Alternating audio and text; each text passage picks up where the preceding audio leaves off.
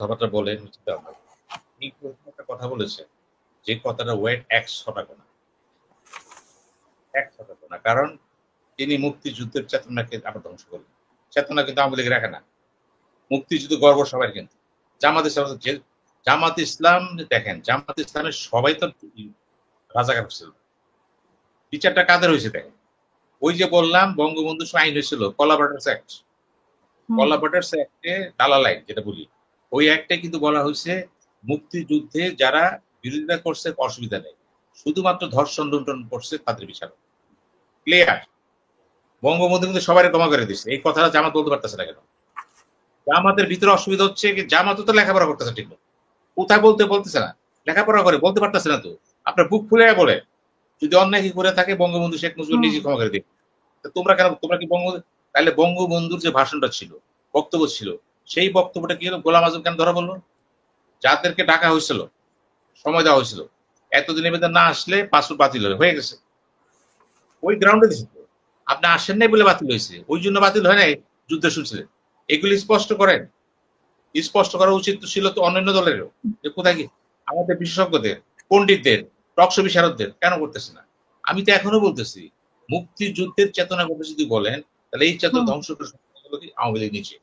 কারণ স্বাধীনতা যুদ্ধের সময় দালাল আইন যেটা ছিল, সেই আইনের যে ভাষ্য, সেটাকে কিন্তু গলা দিয়ে মারছিল আওয়ামী লীগ।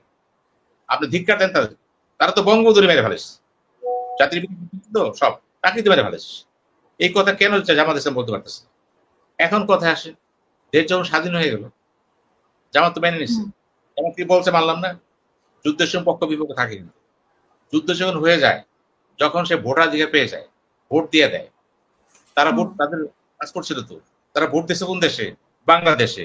৭৩ সালে ভোট দিছে, বাংলাদেশের নাগরিক হয়ে গেছে। নাগরিক যখন হয়ে গেলেন, আর বিরোধী প্রশ্ন আসে, ইউ অ্যাকসেপ্টেড বাংলাদেশ। যখন অ্যাকসেপ্ট করছেন, এরপরে যখন জামাত ইসলাম কি দেখেন, এই ৫৩, ৫৪, ৫৫ বছর বয়সে যাদের বয়স, তারা যুদ্ধ দেখে, তারা ফ্রেশ বাংলাদেশি নাগরিক। এর থেকে রাজাকার বলবেন কেন? কোন গ্রাউন্ডে, কোন যুক্তিতে, কোন সাহসে বলবেন? দেশ তো আপনার আমার, আমি এই দেশ জন্মগ্রহণ করছি, আমার রাইট আছে না? জন্মগত রাইট আমার, রাইটটা ধ্বংস করবেন, এটা বলতে হবে। কিন্তু সব দলকে বলতে হবে, জামাত একা বলবে কেন? সব ইসলামিক দলকে বলতে হবে। এটা আপনি খোঁচা দেওয়ার জন্য বলবে কেন? যেগুলি ন্যায় আইনের ভিত্তিতে কথা বলবেন। এখনকার জামাত কিন্তু একেবারে বলতে পারেন পরিশীল দল। আমি এদের অনেকেরই চিনি, আমার পরিচিত অনেকে আছেন এখানে, যারা জন্মযুদ্ধের করে, অথবা যুদ্ধের সময় বয়স ছিল আমাদের মতো বয়স ছিল। এখন কি হয়েছে? তাদের রাজাকার না। আমি দলটা রাজাকার? দল তো রাজাকার না। আপনি তো ক্ষমা করে দিচ্ছেন তাকে, কোন দলকে নিষিদ্ধ করেন রাজাকার হিসাবে। জিয়াউর রহমান আইসা রিজার্ভ করলো, কি রিজার্ভ করলো? কর্মকাণ্ড রিজার্ভ করে দিল। দেখেন, বরঞ্চ আওয়ামী লীগ নামটা চেঞ্জ করে ফেলবে বাক্সার। এগুলি হচ্ছে ঐতিহ্য, এগুলি বলবে, এগুলো আওয়ামী লীগ বলবে না। এগুলি বলবেন আওয়ামী লীগের বুদ্ধিজীবীরা, বলবেন আমাদের বুদ্ধিজীবীরা বিভিন্ন জায়গায় যারা আছেন, তারা গুছিয়ে কথা বলবে। এখন জনাব তাহের সাহেব যেটা বলছে, উনি কিছুটা মস্কারি করছেন, এখানে বুঝতে পারতেছি তো, হালকা হয়ে বলছেন যে ওই তখন তো যুদ্ধ করে নাই, উনি এখানে তো মুক্তিযোদ্ধাদেরকেও ছোট করা হলো, যদি ওনাদেরকে প্রকৃত মুক্তিযুদ্ধ চপরাঘাত করছে। এটা করেন না। আপনি কিন্তু আগামীতে আল্লাহ না করেন আপনি প্রধানমন্ত্রী হতে পারেন, নিজেকে আপনি ৮০০ করেন। আপনি কিছু এই কথা কেন আপনি বলতে চাইবেন? মস্কারি কার সাথে? আপনি ৫০ লাখ যুদ্ধ করবেন? Can you fight with India with 50 lakh লোক? আপনি কি আছে যুদ্ধ করার মতো? আবেগে চলেন, জোশে চলেন। ধর্ম কি ইউজ করবেন না, সাবধান।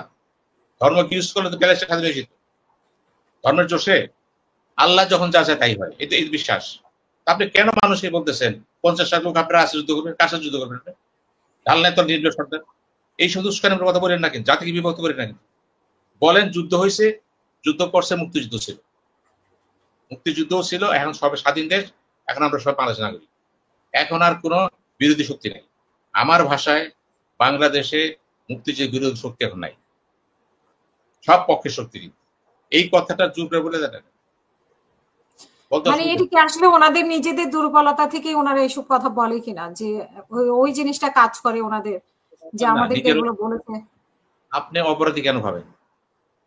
আপনি দেখেন ওই সময় সংগ্রাম পত্রিকা, গোলাম আজমের সাথে দেখা করলেন টিক্কা খানের সাথে, খেয়াল করবেন পাকিস্তান আর্মিদের সাথে দেখা করছেন সে। মাওলানা ফরিদ আহমেদ, পিস পয়েন্টের সব কক্সবাজার লোক, আমি এগুলি বলতে চাই না, এগুলি সব ইতিহাস তো, এইগুলি বলার দরকার নাই। আপনারা এক কথায় বলে দেন ওই সময় যা কিছু হয়েছে আমরা পাকিস্তান চাইছি এবং শেখ মুজিবুর নিজেও চাইছে, কথার সুযোগ বলেন না, উনিও চাইছে, উনি লাস্ট ডে চেষ্টা করছে পাকিস্তান এক রাখার জন্য, পাকিস্তানের প্রধানমন্ত্রী। সত্য, এই কথা সবাই জানে তো। আপনারাও বলেন আমরাও চেষ্টা করেছি, পারি, যেহেতু পারি নাই স্বাধীন হয়েছে নিয়ে নিলাম, কেউ আপনার খারাপ বলবেন না। যখন যুক্তি দিয়ে তর্ক দিয়া আপনি অসৎ থাকার পেঁচাইবেন, এই শেষে ছিল।